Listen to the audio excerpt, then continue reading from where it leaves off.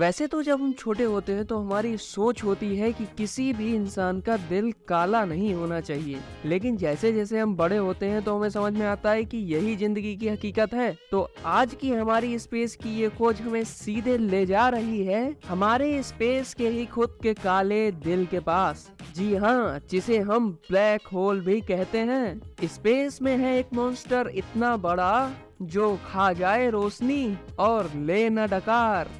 Do you know क्या होता है जब खुद की ही ग्रेविटी किल्स अ स्टार? इसके आसपास all the laws of physics हो जाते हैं बेकार। तो चलो बच्चों, तुम्हें बताएं सबसे बड़े स्पेस इवेंट की कहानी इन द विस्तार। हेलो गाइस, नमस्कार and welcome back to your channel space infinity. मेरा नाम है विक्रम तिवारी और स्पेस से जुड़ी बक बक में हम आपका स्वागत करते हैं।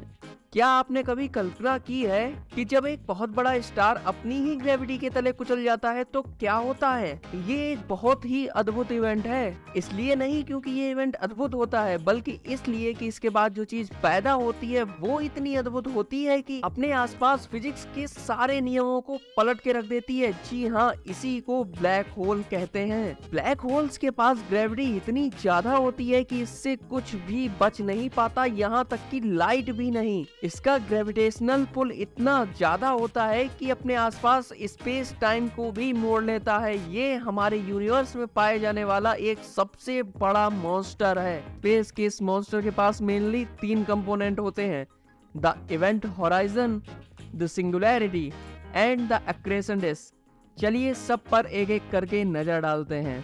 सबसे पहले है हमारे पास इवेंट होराइजन। इसको आप समझ सकते हैं कि ये नो यू टर्न जोन है।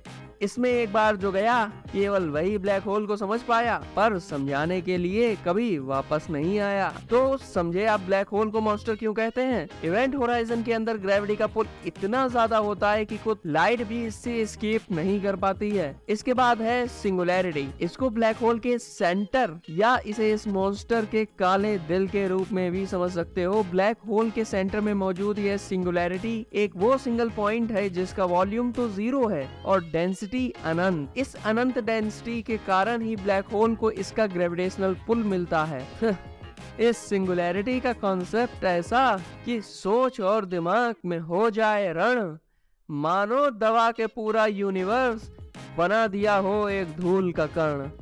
और अब आता है ब्लैक होल का तीसरा पार्ट, द एक्रेशन डिस्क। अब ये आता है ब्लैक होल का मजेदार हिस्सा।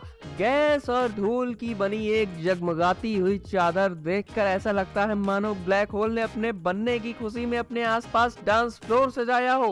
पर इस पर नाचने के लिए मत पहुंच जाना, मिलियंस ऑफ डिग्रीज में इनका टेम्परेचर होता है, मुन्ना जलकर राख हो जाओगे। ये गैस और धूल के वो गुबार हैं जो इवेंट होराइजन के बाहर होने की वजह से ब्लैक होल के अंदर तो नहीं खिंच पाते हैं। इसलिए ये ब्लैक होल के आसपास चारों तरफ बहुत हाई स्पीड में घूमते हैं और इनमें आपस में होने वाले फ्रिक्शन की वजह से इनका टेम्परेचर इतना बढ़ जाता है। वैसे तो ब्लैक होल को डीपली एनालाइज करने में बहुत समय लग जाएगा, तो आज का वीडियो हम यहीं पर खत्म करते हैं। और स्पेस से जुड़ी ऐसी माइंड ब्लोइंग जानकारी के लिए बस एक नाम याद रखिए, स्पेस इन्फिनिटी।